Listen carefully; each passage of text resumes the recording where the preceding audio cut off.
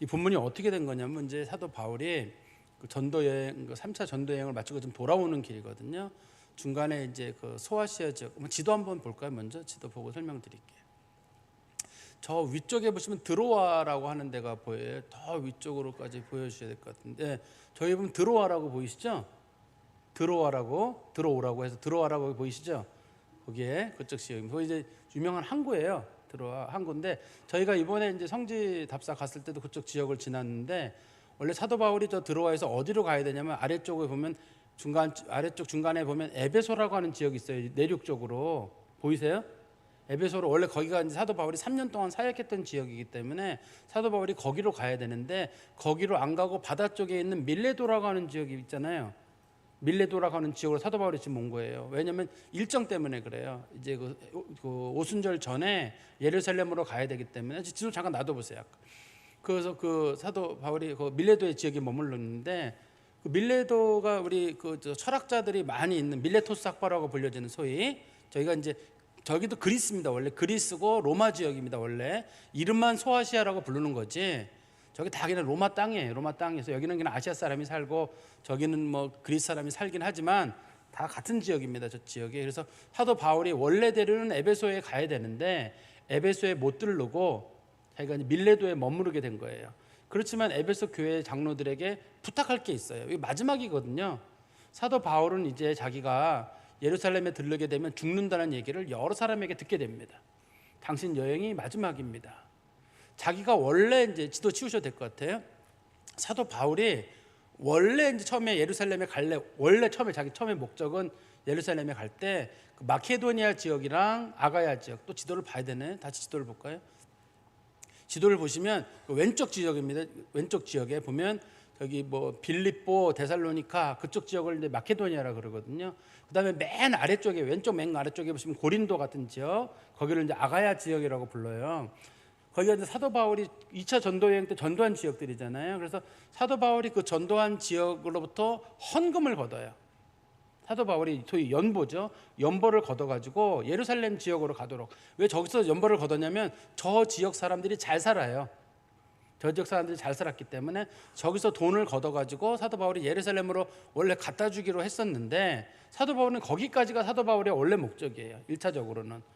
근데 사도 바울의 마음속에 내가 예루살렘에 들렀다가 나중에 로마로 들렀다가 스페인 서바나까지 내가 복음을 전하러 가야 되겠다 하는 게 사도 바울의 마음속에 이렇게 복음의 비전이 생겼거든요. 그랬는데 사도 바울은 이제 생각하기를 헌금 갖다 주고 로마에 들렀다가 로마 사람들이 후원해 주면 그 돈을 가지고 서바나 스페인으로 전도를 가야 되겠다, 이 정도까지만 가지고 있었는데, 가는 동네마다 성령에 충만한 사람들이 말하기를 사도 바울님 이번에 가시면 당신이 죽습니다. 결박을 당하고 환난을 당해서 결국은 죽는답니다. 보통 사람들 같으면 이런 경우 이걸 가야 되나 말아야 되냐 싶은데, 사도 바울은 우리가 유명한 구절 있잖아요. 나의 달려갈 길과 주 예수께 받은 사명, 은혜의 복음을 전하는 일을 마치려 하면은 나의 생명을 조금 더 귀한 것을 여기지 않는다.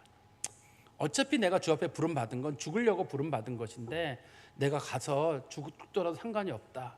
사도 바울이 그 사람들의 그런 반대에도 불구하고 그 자신의 사역을 끝까지 이제 감당하게 되거든요. 그때 사도 바울이 에베소 교회 장로들에게 핵심적인 자기가 전했던 얘기, 복음의 핵심을 얘기를 하게 됩니다.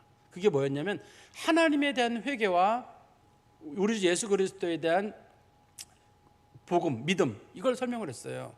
자기가 그동안 전했던 복음이 뭐였느냐, 자기가 3년 동안 전했던 내용이 하나님에 대한 회개와 그다음에 우리 주 예수 그리스도에 대한 믿음, 이게 사도 바울이 전한 복음의 핵심이라는 거예요.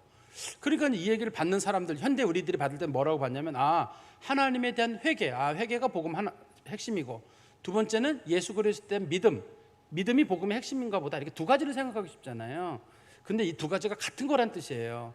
하나님에 대한 회개가 곧 예수 그리스도에 대한 믿음. 즉 어떤 사람이 하나님을 알지 못하다가 하나님을 알게 되고 그 사람이 하나님께로 마음을 돌렸으면 그 하나님의 마음을 돌린 행위, 그걸 하나님께 대한 회개라고 하거든요. 하나님께 마음을 돌린 행위가 곧 예수 그리스도에 대한 믿음이에요. 그러니까 사도 바울이 전한 복음은 딱 한 가지예요. 예수 그리스도에 대한 믿음, 그거를 사도 바울이 복음으로 전했다는 겁니다, 사람들에게. 그러니까 사도 바울은 뭘 전했느냐 하면, 사도 바울은 예수 믿고 구원받으라, 그게 사도 바울이 전한 복음의 핵심이에요. 사도 바울은 이게 왜 이 소위 이 은혜의 복음을 왜 핵심으로 봤냐면 이 복음을 전하면 사람들이 성령을 받았거든요. 다들.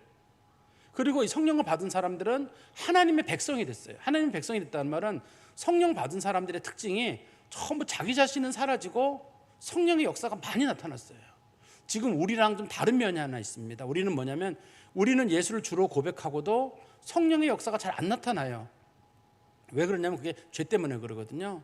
자꾸 죄의 요소들을 우리가 밀어내고 참여하고 자복하는 일이 있어야 되는데 죄의 요소들을 그대로 가지고 있다 보니까 하나님의 영이 우리를 지배해야 된단 말이에요. 하나님의 영이 우리를 지배하는 걸 우리가 성령 충만이라고 하거든요. 일반적으로 성령 충만해져 가지고 성령의 마음이 우리를 사로잡아야 되는데 죄의 요소들이 여전히 있다 보니까 하나님이 우리를 지배하지 못하는, 하나님이 우리를 지배하는 행위를 우리가 하나님의 나라라고 부릅니다. 내가 주인이 되지 않고 하나님이 나를 다스리는 걸 하나님의 나라라고 불러요, 성경에서. 그러니까 예수 믿으면 성령 받고 성령으로 말미암아 하나님의 나라를 경험하고, 이게 이제 성경이 가르치는 가르침인데 당시 초대교회 성도들에게는 그 역사가 있었어요. 은혜의 복음을 받으면. 근데 요즘은 제가 말씀드린 대로 성령을 받았긴 받았는데 예수를 믿기는 믿는데 우리들의 마음속에 변화가 없는 일이 있다. 이건 우리 속에 죄에 대한 자백과 고백과 참회의 마음이 없어요. 다른 말로는 죄를 미워하는 마음이 우리에게 없어서 그래요. 내가 저게 큰 죄다라고 여겨져야지 고치는 거지, 내가 저게 큰 죄라고 여기지 않으면 안 고칩니다. 예를 들어 여러분들이 거짓말을 한번 했어요. 근데 뭐 거짓말이 큰 죄라는 생각이 없어요. 그러면 안 고칩니다. 근데 거짓말 한번 해가지고 그것 때문에 아주 된통 당한 일이 있어요. 그럼 다시는 거짓말 못해요. 어떤 사람이 뭐 조그만 거 하나 훔쳤어요. 근데 뭐 아무 일도 없었어요. 그러면 또 해요, 그 일을. 그런데 뭐 어떤 거 뭐 하나 훔쳤다. 지금 무슬림 지역에서 손으로 물건 하나 집으면 손 잘라버리잖아요. 그런 것처럼 뭐 하나 나도 모르게 살짝 하나 훔쳤는데 법에 따라가 손을 탁 잘라버렸다.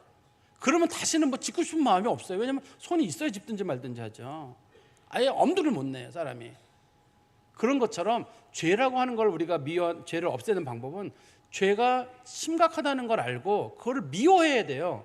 아, 저기 정말 큰 죄구나. 거짓말하는 게 큰 죄고, 음행이 큰 죄고, 욕심이 큰 죄고, 이게 느껴져야 되는데 죄를 우리가 최근에 쫓아내지 못하고 죄를 미워하지 않는 이유는 죄를 사랑하기 때문이에요. 왜 죄를 사랑하냐면 내가 거짓말해서 그 때문에 얻어지는 이익이 많거든요, 생각보다. 거짓말했는데 뜻밖의 사람들이 내 말에 잘 넘어가요. 사기쳤는데 생각보다 잘 넘어가고, 뭐 그것 때문에 때로 양심의 가책이 조금 있긴 했는데 이익이 많아요. 그러니까 또 사기를 치는 거죠. 남에게 폭행을 행했는데 그게 나중에 큰 피해로 오는 폭행을 못하죠. 근데 폭행하고 나니까 사람들이 자기 말을 잘 들어요. 자기가 뭐 일진이라고 불려지게 되고, 사람들이 자기한테 꼼짝 못하는 것 같아. 그러면 자기가 사람들을 폭력을 행하는 행위를 자연스럽게 받아들이고, 가족도 마찬가지죠. 가족들에게 폭력을 행하는 사람도 마찬가지입니다. 가족들에게 폭력을 행하고 나서 너무 미안해가지고 어쩔 줄 몰라야 되는데 폭력을 했는데 별 반응이 없어요. 이거 괜찮은가 보다 하고 또 한단 말이에요, 사람들이. 그러니까 죄를 짓는 이유는 죄를 사랑하기 때문이에요. 그 사람 마음속에 잘 들어가 보면 죄를 미워하는 게 아니라 죄를 도리어 사랑하는 마음이 우리 가운데 있기 때문에, 그러면 성령께서 우리를 다스리는 역사가 없어지는 거예요. 어떻든 사도 바울은 제가 앞부분에서 핵심적인 내용을 말씀드리면, 사도 바울은 성도들에게 은혜의 복음을 전하는 얘기를 그들에게 전했는데, 은혜의 복음을 통해서 그 사람들이 하나님의 나라를 경험하고 또 하나님의 나라에 합당한 백성들로 살아가도록 사도 바울은 그 전하는 게 핵심적인 내용이었습니다. 그리고 나서 사도 바울이 그 장로님들에게 부탁을 했어요. 하나님께서 맡기신 양떼들을 목숨 바쳐 지켜라. 그건 똑같아요. 저도 그렇고 우리 장로님들도 그렇고 향후 교회 중직으로 되실 분들, 또 장로님 뽑힐 분들은 내가 교회 목회자다, 교회 장로다, 이게 아니라 이거 지켜야 될 사람들인 거예요. 꼭 이거 내가 이 사람들을, 교회 집안의 가장도 그렇지 않겠어요? 집안에 어떤 강도가 들어왔다 할 때 가장이 가족들 저 안에 있습니다. 저만 살려주시면 좋겠습니다. 그러면 가족들이 우리 아버지 참 지혜롭구나. 당신이 살아서 우리를 도와주려고 그랬다. 이렇게 보기보다는 저게 아버지예요. 아버지면 자기가 몸을 던져서 가족을 구해야 되잖아요. 교회도 마찬가지예요. 교회도 목회자들이나 장로님들이나 어떻든 교회를 지켜야 되고, 어려움이 왔을 때 그래서 우리가 지켜야 되고, 안 지키면 우리도 하나님 앞에 책임을 묻게 되고 하나님 앞에 심판받을 일인 거예요. 하나님이 반드시 책임을 묻습니다. 우리에게 책임을 묻기 때문에 교회라는 직분은 사모해야 될 직분이긴 하지만, 교회의 직분은 그에 대한 책임이 반드시 있는 거예요. 사도 바울이 자기가 그동안 가르쳤던 그 에베소 교회 장로님들을 향해서 반드시 지켜라. 그건 하나님 앞에 책임을 져야 될 일이다. 물론 에베소 교회를 세운 사람은 사도 바울이에요. 그렇지만 사도 바울은 자기만 책임이 있는 게 아니라 자기는 어차피 떠나거든요. 이제는 당신들이 그 교회의 담당자들이니 당신들이 그 일에 책임을 져라. 그리고 또 사도 바울이 그들에게 말하기를 내가 떠난 후에 이단들이 들어올 것이다. 외부에서도 들어오고 내부에서도 들어올 것이다. 사실 이단들이라는 게 별거 아니에요. 생각보다. 사실 사람들에게는 약간의 이단성이 들어있어요. 이단성이 들어있어가지고 제일 조심스러운 게 뭐냐면 자기가 깨달은 게 그게 진리라고 생각하는 분들이 있어요. 자기가 깨달은 게 뭐냐면 성경을 쭉 읽다가 목사님 이거 어떻게 보세요? 이거 제가 잘 봤나요? 그럴 때 조금 잘못 본 것 같은데요 라고 제가 말씀드리는데 그쪽에서 저는 이게 이렇게 보이는데요. 그런데 그렇게 보셨는데 잘못 보신 것 같은데요 라고 얘기를 해도 아니요 제 눈에 이렇게 보여요. 아니, 자기 눈에 보이면 무조건 맞는 건가요? 그런 건 아니잖아요. 성경 내용에 정확히 맞아야 되거든요. 근데 대부분의 분들이 이렇게 큐티나 그런 걸 하다가 자기가 딱 감동을 받거든요. 그러면 그게 진리로 받아들여져요. 그래서 다른 사람들이 아무리 얘기를 하더라도 그게 안 받아들여져요. 제가 예를 하나 드릴게요. 기독교의 교리 중에 소위 우리가 이제 그 예수 그리스도와 하나님과 성령님에 관련된 교리 중에 삼일체 교리라는 게 있잖아요. 하나님과 예수님과 성령님은 동일 본질의 위격만 다르다. 그걸 삼위일체라고 하거든요. 근데 이제 당시에 정통 교리는 아타나시우스라고 하는 사람이 정통 교리를 가지고 있었어요. 그 사람은 뭐라고 얘기했냐면 그 예수 그리스도와 아버지는 모든 면 똑같다. 본질도 똑같고 겉으로 드러난 위격만 다를 뿐 아버지와 아들은 같다라고 얘기를 했어요. 그런데 당시에 아리우스라고 하는 사람이 아니요. 그렇게 볼 수는 없다는 거예요. 왜냐하면 예수님께서 하나님을 아버지라고 불렀거든요. 그리고 예수님께서는 말씀하시기를 종말에 대한 얘기를 천사도 모르고 아들도 모르고 오로지 아버지만 아신다라고 얘기를 했단 말이에요. 그러니까 중간에 사람들이 생각하기를 이거 봐라. 아버지와 아들은 좀 차이가 있는데 아들이 아버지보다 좀 떨어지는 것 같다. 그러니까 같이 아버지와 아들이란 용어를 썼고 또 아버지에서 나왔다고 표현을 쓰기도 하고 아버지는 아는데 난도 모른다고 하는 걸 보니까 아버지는 크신 분, 아들은 조금이라도 작지 않느냐. 그런 식으로 생각을 했어요. 그래서 예수님과 하나님은 똑같지 않고 거의 비슷하다. 이렇게 보면 어떠냐 했단 말이에요. 이게 이단이에요. 근데 이 사람들이 이 이단 교리를 가지고 목숨 걸고 싸웠어요. 하루 이틀 싸운 게 아닙니다. 한 300년 싸웠나 그래요. 교리적으로 결정이 되고도 300년 동안 싸웁니다. 이 교리 문제를 가지고. 그렇게 오랫동안 싸워요. 왜냐하면 내 눈엔 그렇게 보인다는 거예요. 성경에는 분명히 아버지와 나는 하나이니라 딱 못을 박아놨단 말이에요. 그죠? 성경에 요한복음에 보면 아버지와 나는 하나이니라고 얘기를 했는데도 사람들이 거기다 자꾸 소설을 쓰는 거예요. 이해가 안 되잖아요. 어떻게 아버지와 아들이 하나가 될 수 있냐 이해가 안 되니까 조금 다르다 비슷하다고 하자. 그러다 보니까 이제 아타나시우스랑 아리우스가 싸우니까 유세비우스라고 하는 사람이 중간에 중재를 서가지고 그러면 똑같다고도 하지 말고 다르다고도 하지 말고 비슷하다고 하자. 그러면 얼마나 좋으냐. 유세비우스도 이단인 거예요 이게요. 그 사람들의 머릿속에 그렇게밖에 이해가 안 되는 거예요. 어떻든 이단이라고 하는 것 자체가 외부에서 들어오는 경우도 있고 내부에서 생기는 경우도 있는데 이제 이 에베소 교회뿐만 아니라 소아시아에 있는 많은 교회들에 이단들이 들어오게 되거든요. 이제 오늘 본문에 보면 오늘 본문에서는 사도 바울이 그 교회 장로들에게 인사를 하는데 이게 이제 마지막 인사잖아요.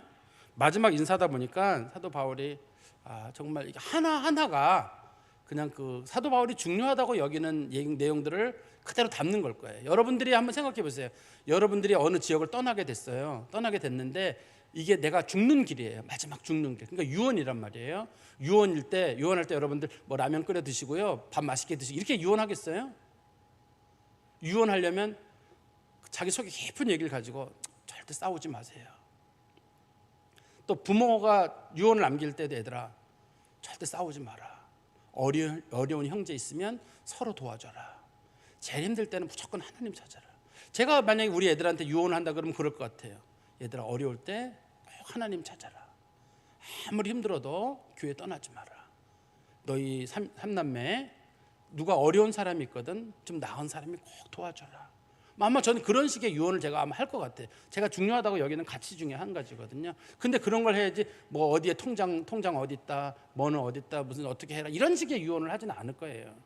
그런 것처럼 사도 바울도 지금 자기가 가장 중요하다고 여기는 걸 좀 사도 바울이 유언을 하고 있는데요. 우리 32절에 보세요. 지금 내가 여러분들을 주와, 우리는 성경에서 보통 주 그러면 예수님을 뜻하게 되잖아요. 근데 여기서 주라는 말은 하나님이에요. 그리스 성경책에는 하나님이라고 되어 있는데 우리나라 성경책이 부록 이거를 주라고 번역을 했습니다. 근데 바른 성경 같은 경우도 하나님이라고 번역을 했고 공동 번역도 하나님이고 다른 나라 영어 성경책도 다 하나님이에요. 가수로 되어 있습니다. 그런데 어떻게 모르겠는데 우리나라 성경책이 이걸 주라고 번역을 하는 바람에 우리는 주 그러면 예수님이거든요. 그래서 예수님과 그의 은혜의 말씀에 이렇게 우리가 이해를 하게 돼요. 그렇지만 원문에는 하나님이라고 되어 있습니다. 그러니까 하나님과 은혜의 말씀, 하나님과 예수 그리스도라는 뜻도 되고, 그 다음에 인생이 가장 중요한 건 하나님이다. 두 번째는 은혜의 말씀, 즉 하나님의 아들 예수 그리스도를 믿고 구원받는 것. 사도 바울이 중요하다고 여긴 게 두 가지잖아요. 첫 번째는 하나님, 주와, 두 번째는 그 은혜의 말씀. 은혜의 말씀이란 예수 믿고 구원받는 거예요. 하나님의 아들 예수를 믿고 구원받는 것. 그 두 가지를 사도 바울이 제일 중요한 거로 여기면서 뭐라고 얘기하냐면, 주와 및 그의 은혜의 말씀에 부탁하노니 그 말씀이 여러분을 능히 든든히 세우사 거룩하게 하심을 입은 모든 자에게 기업 있게 하시리라. 여러분, 예수 믿고 구원받는다고 하는 이 말씀을 절대 잊지 마십시오. 이 말씀이 있으면 교회는 세워집니다. 그러나 이 말씀이 무너지면 교회는 없어집니다. 여러분들이 천국에 가서 기업을 얻는 방법, 오로지 하나님의 아들 예수를 믿는 믿음으로 구원 얻는다는 것, 그거밖에 없습니다. 그것이 성경에서 말하는 은혜의 복음이에요. 지금 사도 바울이. 그러니까 사도 바울이 지금 의탁하고 부탁했다는 말은 그런 뜻입니다. 여러분들 어떤 일이 있어라도 예수 믿고 구원받는다는 것, 그 말씀 그거 꼭 붙잡으십시오. 그거 꼭 붙잡으십시오. 그게 교회를 지키는 유일한 방법입니다. 다른 어떤 것으로도 교회는 지켜지지 않습니다. 우리가 잘 아는 대로 그런 말씀 있잖아요. 다른 이름으로는 구원을 받을 수 없나니 천하 인간의 구원을 얻을 만한 다른 이름을 우리에게 주신 적이 없다. 그것처럼 예수 그리스도를 믿는 그 믿음 외에, 예수의 이름 외에는 교회가 지켜지거나 구원받을 방법이 없어요. 제가 그런 표현을 요즘 쓰잖아요. 여러분, 우리 교회를 잘 지켜야 합니다. 나는 우리 교회가 오래 지속되기를 바랍니다 할 때, 교회를 잘 지키기 위해서 뭐 부동산 투기를 하고, 그래서 교회가 재정적으로 확고하게 되고, 이래서 교회가 지켜지는 게 아니에요. 교회가 지켜지는 건 그 은혜의 말씀, 즉 하나님의 아들 예수를 믿음으로 말미암아 구원 얻는 그 진리가 교회에 세워지면 그 말씀이 교회를 지키는 거예요. 사람이 지키는 거 아닙니까? 근데 사람이 지켜지지 않는다니까요. 그 말씀 자체가 능력이 있어요. 그 말씀이 살아계신 하나님의 아들 예수의 말씀이기 때문에 그 말씀 자체가 교회를 지키는. 근데 그 말씀이 무너지면 교회가 안 돼요. 아무리 인원이 많고 교회가 엄청난 일을 한다 할지라도 하나님의 아들 예수를 믿음으로 말미암아 구원 얻는다는 그 얘기가 무너지면 그건 교회가 아니거든요. 사도 바울이 지금 부탁하는 게 그거예요. 여러분, 어떤 일이 있더라도 그 은혜의 말씀은 절대 잊지 말아라. 그렇게 사도 바울이 설명을 하죠. 그리고 33절에 내가 아무의 은이나 금이나 의복을 탐하지 아니하였고, 사도 바울이 솔직히 얘기한 거. 사람들 이게 왜 얘기하는 거냐면 사도 바울에 대한 비난이 있었거든요. 사도 바울이 돈을 좋아한대. 사도 바울이 말이야 무슨 뭐 선교한다고 하지만 실제로는 은 좋아하고 금 좋아하고 돈 좋아하고, 당시에는 의복도 이제 그 중요한 값을 가지고 있었거든요. 그러니까 사도 바울이 옷 좋아하고 말이야 뒤에서 다 뭐 챙긴데, 이런 식으로 사도 바울에 소문이 났어요. 사도 바울이 말하기를 은이나 금이나 의복을 내가 탐하지 않았다.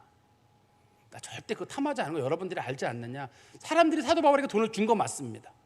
돈을 준 거 맞는데 사도 바울이 이 돈을 어디다 썼냐면 예루살렘에 있는 교회 성도들의 구제에 사용했거든요. 사도 바울이 구제에 사용을 했는데, 흔한 얘기로 선교와 구제에 사용을 했는데 소문이 뭐라고 났냐면 저 사람 돈 좋아한대.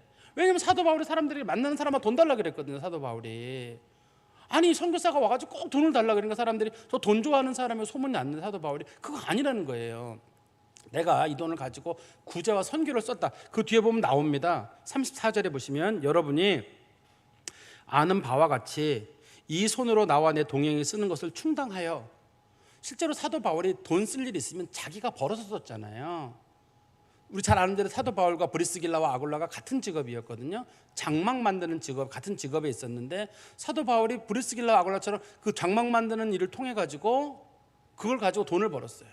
저도 이번에 성지 답사 중에 다시 들었는데 제가 생각했던 거랑 좀 다른 얘기로 들었어요.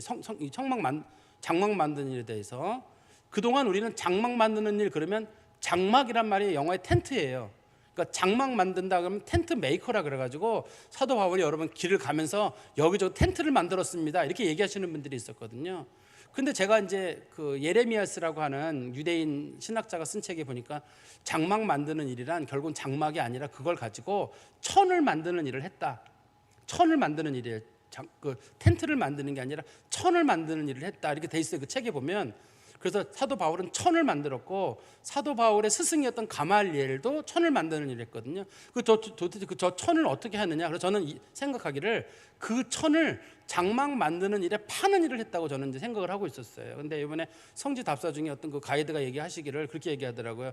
당시 사람들이 건물을 지을 때 천장은 그러니까 지붕을 안 만들거나 앞면을 안 만들었던 기둥만 만들었대. 주로 벽 옆면하고 이런 기둥만 만들어 가지고 햇볕이 들어오게 하려면 천막을 걷어내기도 하고 또 바람이 많이 들어올 때는 앞에다가 가죽이나 천으로 된 걸 막아 가지고 바람이 안 들어오게 하고 그런 용도로 천막을 사용했답니다. 사도 바울이 그러니까 이게 주로 일직선이 사각형으로 된 거죠. 주로 이게 텐트가 아니라 사각형으로 된 천인데 그걸 가지고 지붕, 우리로 말하면 슬라브 지붕 같은 걸 천으로 그냥 덮어놨다든지 앞에 바람이 들어오지 않게 막았다든지.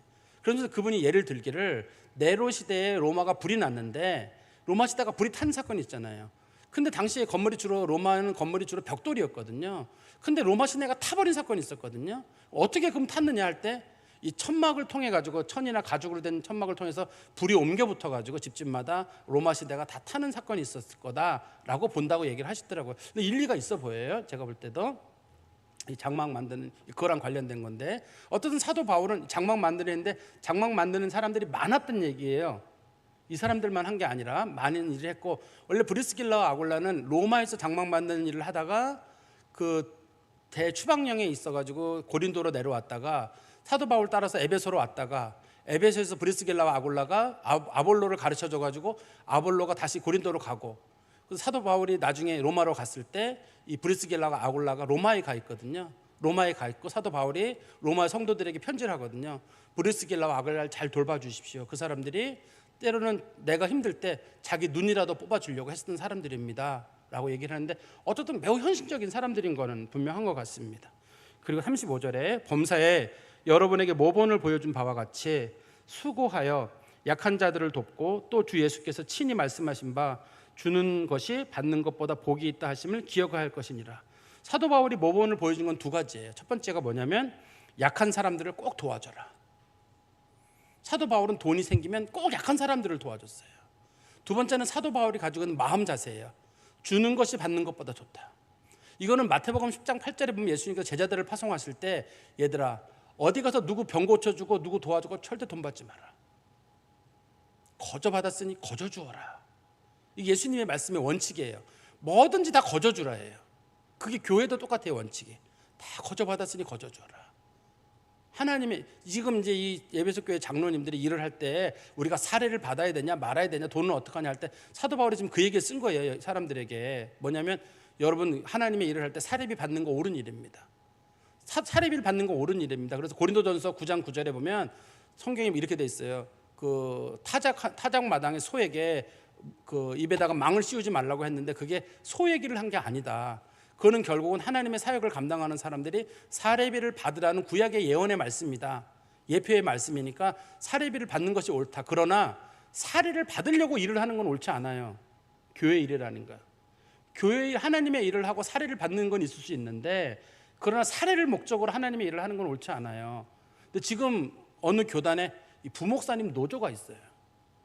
노조가 있습니다. 노조를 만들어 가지고 뭐 하면 이게 시위를 하고 있는데 그래서 어떤 목사님들은 이건 아니다. 근데 그분들은 우리도 노동자다 이렇게 주장하시는데 목회자는 노동자라고 분류될 수는 없을 것 같아요. 그게 자체가 기분 나쁠 것 같아요. 제 생각에는. 그래도 우리는 어떤 지금은 종교인으로 분리되어 있거든요. 종교인으로 분리되어 있는데 목사님 노동자다. 노동조합에 가입하라 그러면 내가 그냥 성직자인데 나 노동자는 왠지 그럴 것 같은데 근데 아무튼 노조가 있어요. 노조가 있어서 그분들이 활동도 하시거든요. 막 담임 목사님 물러가라 시위도 하고 하셔요. 어떻든 간에 이거 이제 둘째 치더라도 제가 볼 때는 이게 하나님의 일을 하는 사람들은 사례를 받을 수 있습니다. 받는 것 자체가 문제되지도 않고 사도 바울도 그걸 당연히 받을 거라고 얘기를 했고 또 베드로가 자기 부인을 데리고 일 다니는 거에 대해서도 그것도 고린도전서 9장 5절에 나오거든요. 우리 그 게바가 자기 아내와 함께 선교를 다니는 거 그것도 좋은 일이다라고 가족들과 함께 다니는 것도 좋다고 얘기를 했어요. 그렇지만 이거 자체 목적 자체가 돈벌이의 수단으로 삼으면 안 돼요. 그러니까 사도 바울이 그래서 부탁하는 거잖아요. 당신들의 사역의 초점은 어려운 사람 돕는 거, 그 다음에 무조건 하나님의 이름으로 거저한다는 마음으로 해라. 그래서 생기는 수익은 괜찮지만 처음부터 돈벌이 수단으로 하나님의 일을 하지는 말아라. 이렇게 사도 바울이 이제 그 일을 부탁을 하고 있는 겁니다. 그 다음에 우리 본문 마지막에 보시면 36절에 이 말을 한 후에 무릎을 꿇고 그 모든 사람들과 함께 기도하니, 이제 마지막 기도잖아요. 이 기도가 아마 굉장히 그 장엄하면서도 상당히 그 슬픈 기도였을 것 같아요. 왜 그 슬프냐면 뒤에 보면 나옵니다. 37절에 보세요. 다 크게 울며 바울의 목을 안고 입을 맞추고, 여러 장로님들이 바울의 목을 끌어안고 지금 기도하고 있는 거잖아요. 자기네 교회 목사님인데 목사님 떠나는데 장로님들이 전부 다 그 목사님 목을 끌어안으면서 기도하는데 왜 그렇게 울었냐면 다시 그 얼굴을 보지 못하리라 한 말로 바울이 얘기하기를 저와 여러분이 마지막입니다. 많은 사람들이 얘기하기를 제가 이번 여행에서 죽는답니다. 여러분 여기까지가 저와 여러분들의 관계입니다. 교회를 잘 부탁합니다. 성도들이 안녕히 가세요 목사님 뭐 그러면서 화이팅 이렇게 하는 게 아니잖아요. 죽는 거라는 게 들어있기 때문에 장엄한 거예요. 장엄하면서 사도 바울은 성도들에서 하나님 이 교회를 끝까지 지켜주십시오로 기도했을 것이고, 또 성도들은 장로님들은 우리 목사님 가서 크게 어려움 당하고 죽는 게 하나님의 뜻이라면 죽어야 되겠지만 그래도 하나님 고통스럽지 않도록 우리 목사님을 지켜주십시오. 아마 그런 기도를 성도들은 했을 것 같아요. 저는 이게 교회의 멋있는 모습이 아닐까 싶어요.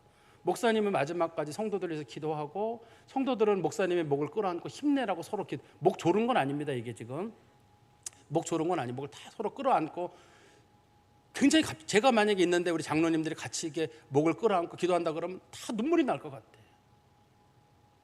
한번 여러분도 생각해 보세요. 저는 이런 생각을 했었거든요. 어떤 선교사가 무슬림 지역으로 선교를 떠나요. 선교를 떠나는데 선교부에 소식이 들리기를 그 지역에 가면 그 선교사가 죽을 가능성이 100%다. 100%라고 딱 선교부에 연락이 왔어요.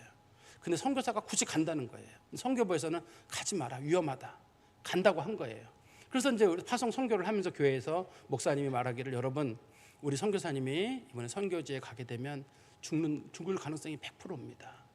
여러분 기도해 주십시오. 할 때 여러분들이 하나님 우리 선교사님 지켜주십시오 이렇게 안 돼요. 다 끌어안고 기도할 겁니다. 아마 하나님 우리 선교사님 절대 죽지 않게 해주십시오. 그 선교사님도 마음속으로 자기가 가면 죽는다는 사실을 알고 있는데 선교사는 마치 불나방과 같거든요. 죽을 줄 알면서 거기 뛰어드는 거란 말이에요. 그리고 가족들도 있고 부모도 있을 거 아니에요. 선교사는 알아서 뛰어들으면 좋은데 그 가족들이나 부모님들은 우리 아들이 이번에 가서 순교한다. 하나님 얼마나 감사합니까? 이게 안 되죠. 죽고 난 다음에는 감사하다는 말이 나올지 몰라도 아들이 가면 선교제 가면 죽는다는데 그 부모가 주여 죽여주시옵소서 이게 되겠나요? 그게 저는 이 사도 바울의 이 상황이라고 생각해요. 가면 죽어요. 근데 가겠대요. 목사님들이 가겠다고 하니까 장로님들은 가지 말라고 말릴 수도 없고, 또 말을 얼마나 사도 바울이 잘하는지 나야 달려갈 것과 주 예수께 맞은 사명 뭐 은혜의 복음을 말이라도 못하면 그냥 말 얘기라도 할 텐데 말은 너무 잘하지. 그러니 이건 이제 가라고 보내긴 했는데 마음은 여간 무거운 게 아니에요. 그러니까 할 말이 없으니까 서로 목 끌어안고 막 우는 모습인데 전 이게 성도의 좋은 모습 아닐까. 우리 교회도 누가 하나님의 일을 한다 그러면 같이 끌어안고 기도해주고 서로 마음이 통하기 때문에 기도하는 거고 마음이 통하는 때문에 눈물이 있는 거거든요. 눈물이 있었으면 좋겠어요. 교회 내에 누가 뭐 선교한다 그러면 같이 울어줄 줄 알고, 누가 힘들다 그러면 같이 울어줄 줄 알고, 누가 아프다 그러면 같이 울어줄 줄 알고. 사도 바울이 교육을 잘 시킨 거잖아요. 지난 3년 동안에 에베소에서 사역했던 걸 통해 가지고 정말 교육이 잘 돼가지고 성도들이 마음이 뜨끈뜨끈한 거예요. 성령의 사람들이라 마음이 뜨끈뜨끈하니까 누가 어렵다 그러면 다 끌어안고, 남자들끼리 전부 남자들이잖아요. 에베소 교회 장로들은 같이 끌어안고 눈물로 기도하는데 참 이거 하나님 앞에 얼마나 값진 일인지 모르겠습니다. 말씀의 결론을 맺으면 사도 바울이 전한 복음은 딱 한 가지입니다. 은혜의 복음인데 그 은혜의 복음은 여러분 예수 믿고 구원 받으세요. 예수가 구원입니다. 요거만 전하십시오. 이게 교회를 지킵니다. 나도 이 복음을 전하러 로마로 갑니다.